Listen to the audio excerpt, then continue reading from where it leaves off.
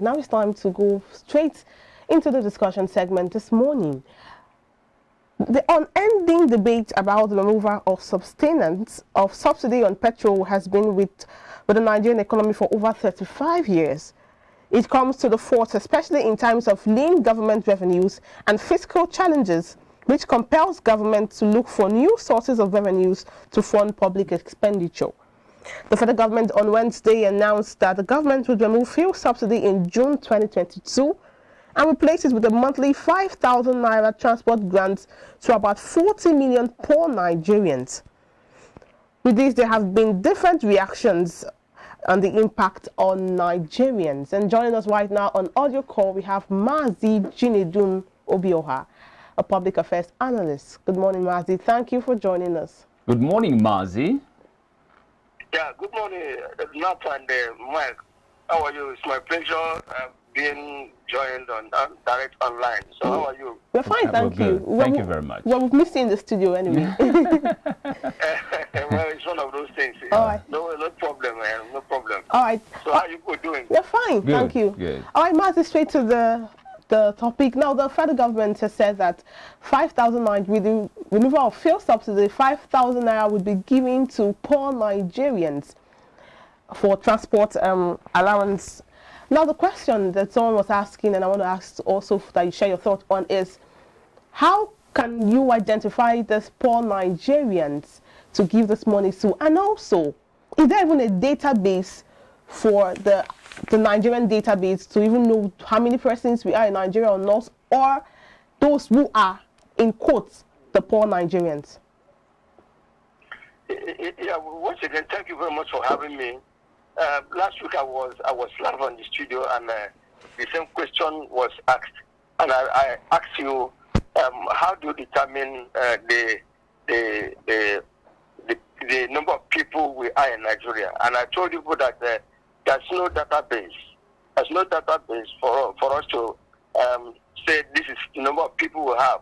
And I did mention that this, we can't be sure that we're up to 200 million people. Now, for the federal government to come up with a excuse that we want to remove the fuel subsidy by next year and replace it with 5,000 naira for poorest people, how do they determine people who are poor? How do they determine that? Unfortunately, the government has shot themselves on the foot, because it's like when they came on board 2015-16, they told us, the first thing they told us was that they are going to remove this, gradually remove the subsidy from 87 to 143 and 145, and people clatter for them. Quite unlike when Jonathan was there, there was a problem. They gathered at somewhere at Ojota for weeks until Jonathan revised it back. But when this government came on board, immediately they came on board, they had charged it from 87 to 147, 143 or 135, and nobody talked to. And we thought that things have come to stay. Gradually, between 2016 and now, how many times have they increased the fuel subsidy? And now they want to increase it from the present 165 to 340. It's not kidding. What are we benefiting from this country called Nigeria? What are we benefiting? It's unfortunate that the government is quite insensitive to the citizens of these people. Nothing is happening. Everything, cost of living has even climbed beyond the sky. Nothing is working. Everybody is crying. A woman cannot go to the market with 5,000 naira. I bet to disagree with you that even 10,000 naira cannot be enough to make a pot of soup in this present country. And you say we are in Nigeria. We are not in Nigeria. We are suffering. People are clamoring for self-determination. We don't know how we are. We don't know. The people those in authority have now mortgaged this country to where they want. So it's unfortunate. We don't know what we are, and we don't know where we are going to. Cost of living is on the high side. Everybody is now complaining. Everybody is now complaining. Nobody's happy. So it's unfortunate. The government should look inward, look another way, with which to to cushion in the face of this cost of living. It's unfortunate. Okay, Mazi, on the face value, 5,000 naira monthly is positive, at least. But going by antecedents, do you think that this program is going to suffer the same fate previous programs by the government suffered? You don't need to ask me that. Even you know that it's going to suffer the same fate. How many people, how would they determine those that will benefit from that 5,000 naira?